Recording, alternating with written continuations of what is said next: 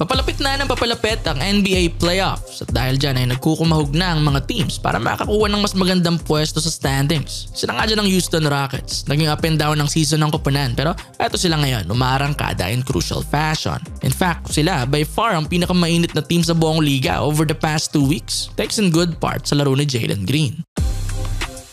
Pero actually, kung maaalala nyo sa simula ng season ay medyo baliktad ang tema. Heto, magbigay muna tayo ng background paano ang naging biyahe ng Rockets so far this season.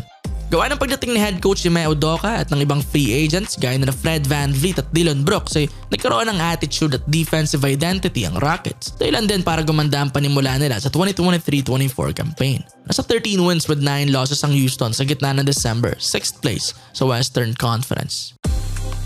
Yun nga lang, sa gitna ng stretch na yan parang napag-iwanan naman si Jalen na tinitignan bilang supposed franchise player na na-draft siya bilang 2nd overall back in 2021.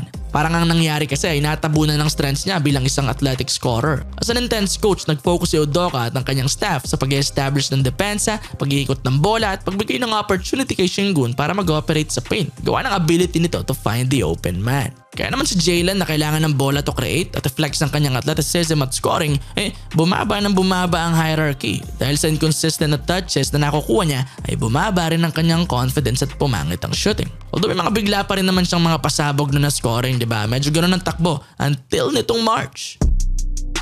Ang bagong sistema at mostly new core na bumuhat sa Rockets early this season ang naging sanhi rin ng inconsistency nila kalaunan since nag-a-adjust pa lahat kaya rin lumagapak papalabas ng play-in spots ang team. Inabot pa nga lalo ng malas dahil narule out si Sengun for the entire season with an injury. Pero yun na rin pala magiging susi para mabigyan ng mas malawak na opportunity si Jalen na tila pinanggigilan niya talaga nitong nakaraan at nagpasiklab sa kanilang team. Kabilang sa stretch na yan ang dalawang 34-point performance kontra Phoenix Suns, isang 42 points laban sa Washington Wizards at 41 versus the Jazz nito lang linggo wherein pumukulo siya ng 7-3. Kaya naman kahit na wala pa ang key big man nila nakakagawa sila ng momentum. Led by Jalen, meron na sila ngayong 9-game winning streak so may average pa silang lamang na 15 points. Grabing domination sa span na yon. Kitang-kita na rin ang improved confidence at swagger ni Green mula sa pagtakbo niya sa court hanggang sa pag-score at kung paano niya basahin ang depensa. Iba sa ginagawa niya before.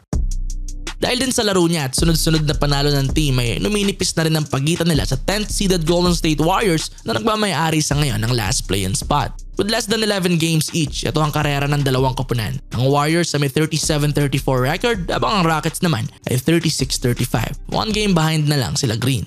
Sigurado ay mas titindi pa ang intensity ng bawat laro ng mga teams na ito. Ngayon patapos na ang regular season. Dikdikan to para makasampa sa play-in. Napaka-importante ng mga natitirang laro. At if ever magtuloy-tuloy ang race nila, tsaka abang-abang ang magiging tapatan ng Dubs at Rockets sa April 5. Bagamat dihado sa experience ay for sure ay ready si Jalen lumaban into a scoring duel with Steph Curry and Klay Thompson. So yun, malalaman natin hanggang saan madadala ni Jalen at ang Rockets ang rhythm at momentum nila ngayon. Magtagumpay kaya silang makaangat at least sa 10th seed o babawi na lang sa mas magandang season sa susunod. Let's see.